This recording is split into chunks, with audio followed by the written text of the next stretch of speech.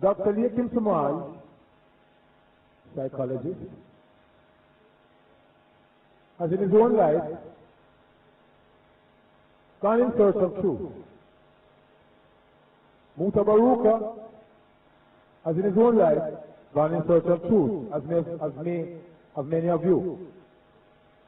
And it has taken these brothers down many roads that involve illusion, confusion, misconception, and in a hope of clarifying the concept for themselves and for their brothers and sisters, they present this evening on a topic appropriate for the Black History Month, which is going to be more than a month because it is infinite. A topic that many hold as a foundation for truth, but has caused much conflict culturally, ethically, and even morally. And so, they are here to present and question, argue, and reason on Christianity. 2,000 years of illusion on the black mind. I present this evening the first speaker, Dr. Leachim Semaj.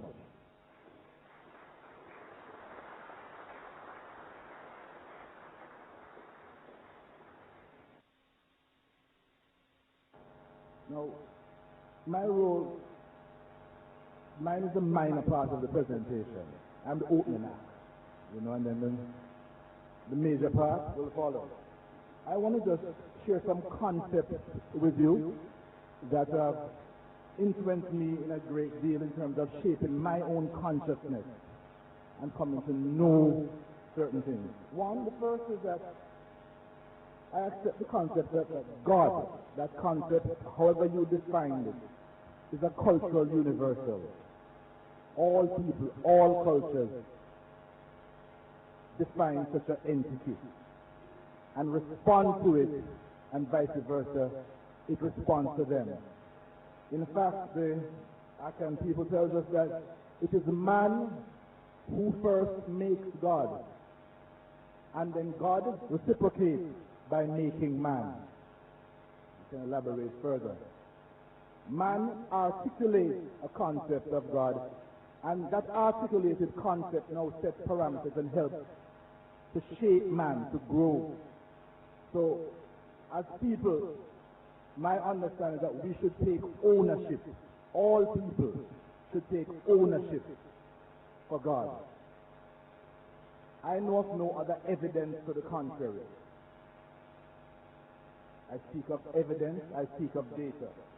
So we see God as a cultural universal, that all cultures attempt this. We also see what I call a deification of culture. Deification as in deity, where cultures evolve along certain lines, and that which is good within the context of the culture becomes defined as that which defines God. Very similar words, good and God.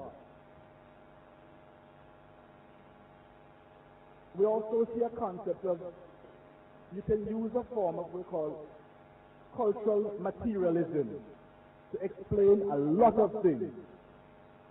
Cultural materialism. You look at the evolution, at the development of the variety of human societies, and you see in certain early stages a certain amount of unexplained variance. Some things that people can't explain. And most of the unexplained variance, they put it under the column God. It's the will of God. God caused rain to fall. God caused baby to born. God caused moon to shine. And interestingly, as we understand more about natural phenomena, that category of unexplained variance becomes a little smaller. Or we shift, because now we understand the means by which God caused rain to fall. We understand the means by which God caused baby to be born. So we become almost partners in the creation. So we become better people. We evolve to another level. Along the way, cultures come in contact with each other. And the issue of power, domination, control becomes a reality. In the pure sense, when cultures are emerging and evolving, these things are fine. But when the cultures make contact with each other, the very tools that are used to control people, these same pure concepts of God, become also tools of oppression. The Akan people have a symbol called Epe. Epe is like two diamonds on the side, two diamonds intersecting with each other.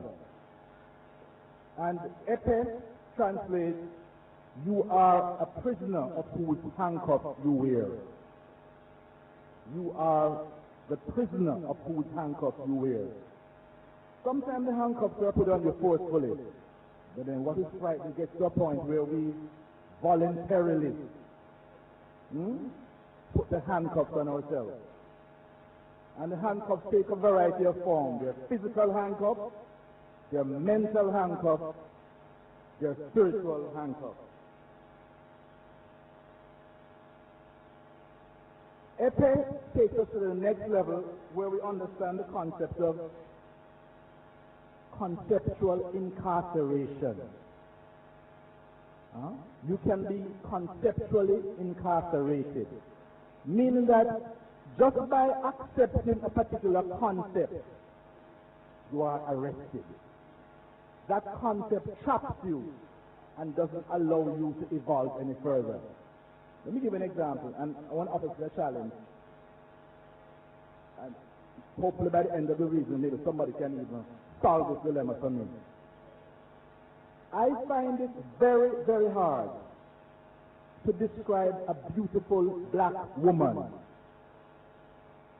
if I limit the frame of reference of my definition to the English language. So maybe Sister Carolyn, maybe you can help me out of this one. I think it is almost impossible to define a beautiful black woman using the English language, pure and by itself, without alluding to Caucasian connotation. Because once you start to define it, once you start to, get that picture in your head and get it out, all of a sudden you find yourself using the Caucasian as the frame of reference. If anyone comes up with a way to do it, no, we find ways around it. Why, it's nice like cook food. No, the daughter area, see? We find ways around it. But once we try, we limit ourselves to using English. The conceptual incarceration becomes evident. That's why many times our poets have to break loose, have to move from beyond the language, because the language, just as though the Akan people with the concept of Epe, you are the prisoner of whose handcuffs you wear. So even by limiting yourself to English, you can only get but so far. Can you mention? When you limit yourself to the concept of the Creator as defined by your oppressor, we can take this concept now to another level, which we can define as cultural imperialism. The rawest form of power is to physically coerce a person, to hold them. You can back off the physical detaining of a person. You can use threats of violence to hold them. So you can point a gun and say, don't move. Right? So that removes you a little bit. So you don't have to get your hands dirty. You don't have to physically detain the person. But when you back off from the physical restraint or from the threat of violence, you can move to a more powerful level of detaining the person. We call this cultural imperialism. Cultural imperialism is when one group of people define reality and then bring the other group of people to accept that definition of reality as if it were their own. At that point, you can put down the gun. You can open the gate. They're not leaving. Because the prisoner will now be within them.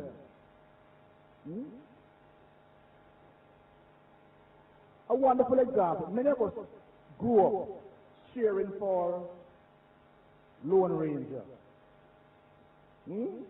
We used to go movie, right? We used to go movie Saturday morning, a carrot man, and we cheer for Lone Ranger and Tonto and Tarzan. Rocky, yes, Rocky. Same concept. No? Cheer, it's just a movie. It's just fun. Not realize what this was cultural imperialism in its pure form. Firstly, bring us to accept that definition of reality. Here is a case of genocide. And we cheering and identifying, yeah, but I'm that man, me a Tarzan man. Me a Lone Ranger man. Right? Bring us to the point where we identify with that behavior. We become it. That is cultural imperialism. One group of people defining reality, and then by subtle means, by entertaining means, by all kinds of means, getting the other people to respond to that definition of reality as if it were their own. We can also introduce another concept, anthropomorphizing. I think this is a big word now, because university with it. And I tell anybody who don't understand the word, they can jot it down and then they can look it up. After my mother grew me, from me at 6, my mother carried me go somewhere from junior library and leave me there for the day. And any word I don't understand, I must look it up. That's how my education started. Right? Anthropomorphizing. It's the process by which you attribute human qualities to non-human entities. When you play with the dog and say, how the dog, look how the dog smiling at her. The dog loves you, Huh? We attribute the kind of human element. One of the most critical ways we see anthropomorphizing take place is the concept of God. That the same traits that people would associate with themselves and others, they attribute those traits to God. We can't mix up God in our business. The same jealousies, the same envy, the same human limitations, and at one level together, God has to be at least as good as the best human being. And some of the concepts that I hear people talk about, oh God will do you this and when, do you that and when. I couldn't feel that a man is a good man who will carry feelings against me for someone, again, do you something and watch me and you. And watch the next generation and the next generation, and classic examples of anthropomorphizing. Because I tell you that if you was God. A-N-C-H-R-O, the same root as anthropology, anthropomorphizing.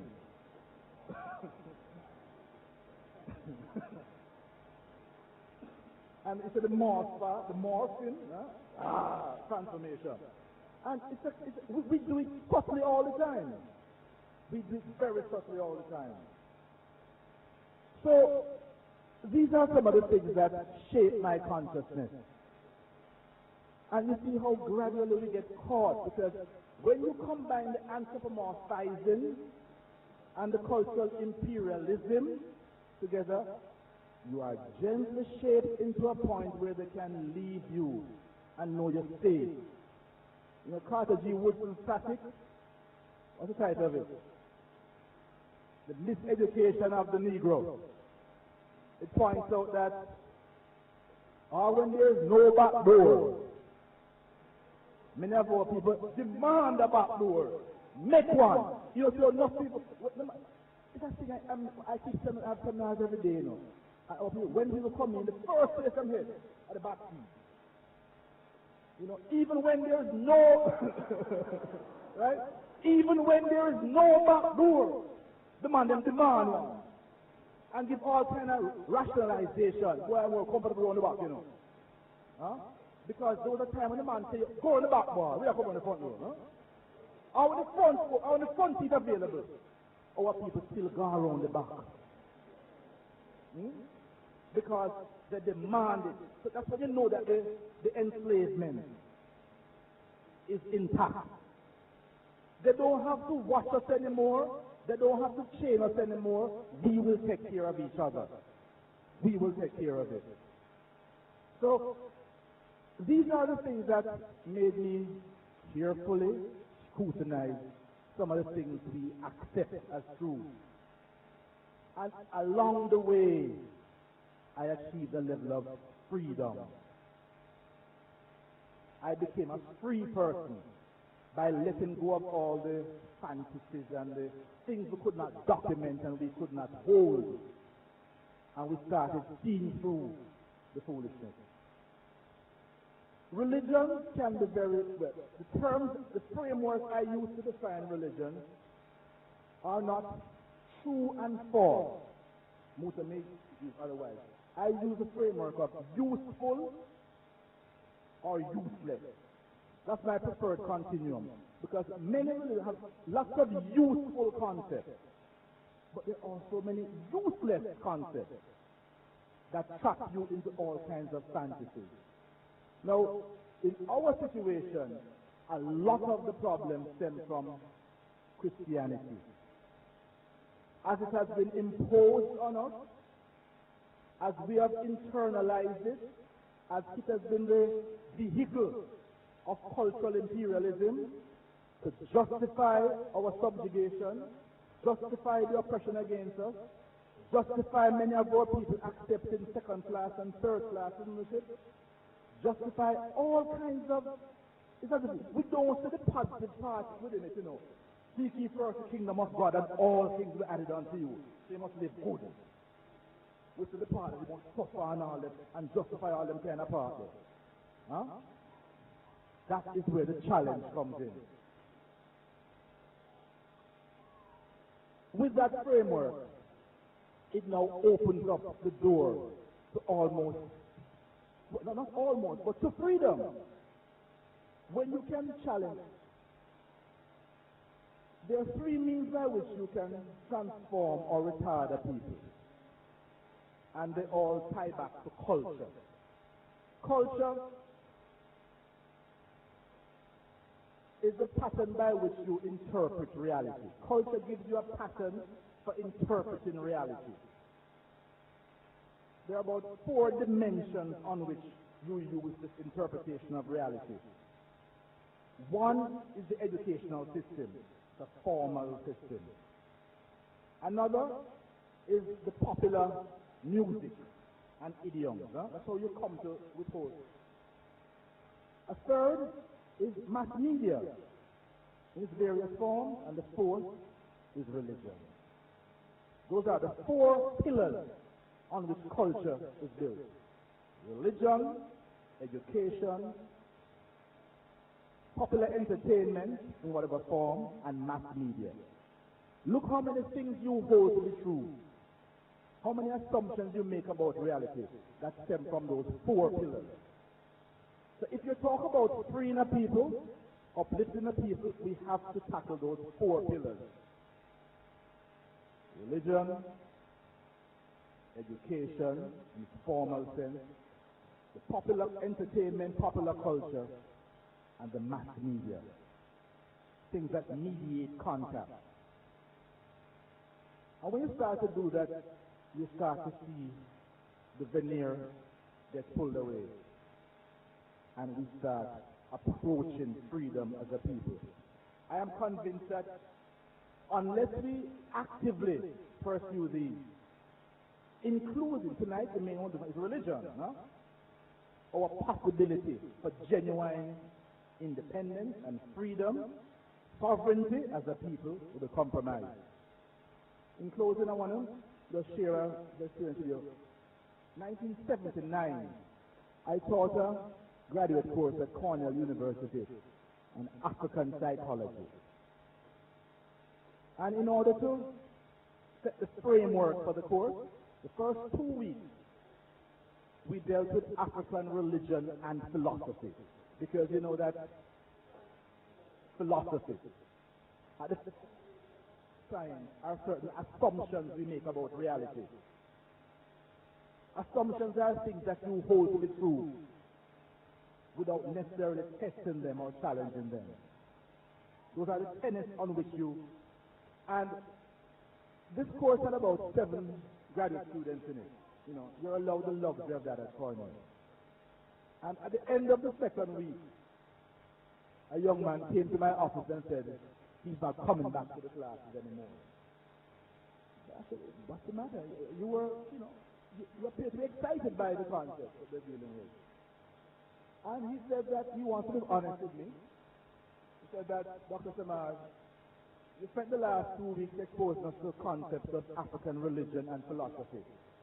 And if anything you said to us, or anything we read in any of these books, if any of them are true, then I have to question everything that I believe.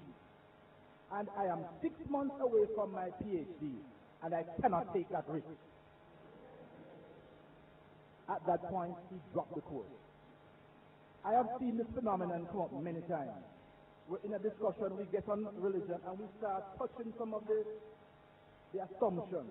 We start, just not even breaking them down, let's rock it a little bit, and people start get bummy.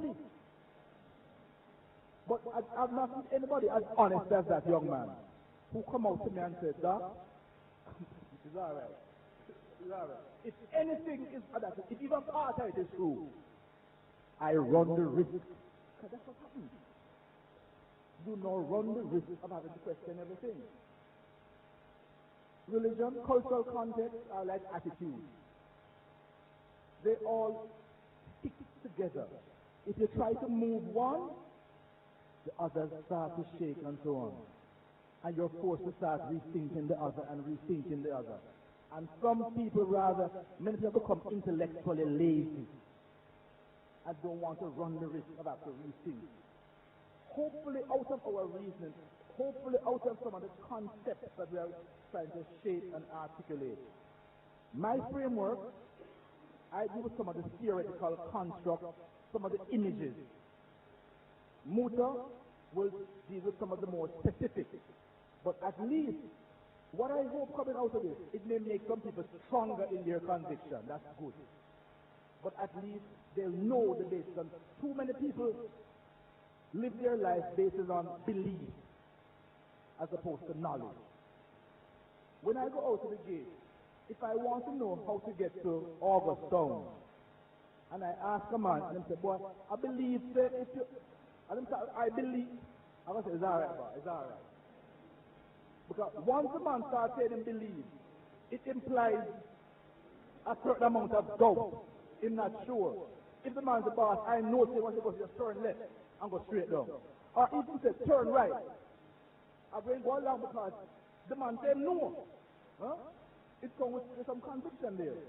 So hopefully coming out of the reason and the interchange, we can now start to differentiate between belief and knowledge. And as a result, we can become stronger as people and find a way to move forward, shaping our own destiny. Thank you.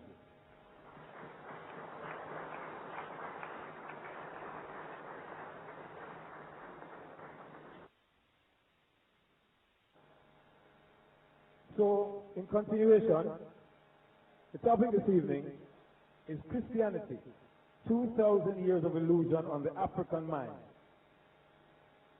The main presenter this evening, his name means one who is victorious in Kinyarwanda, which is the language of Rwanda and Burundi. And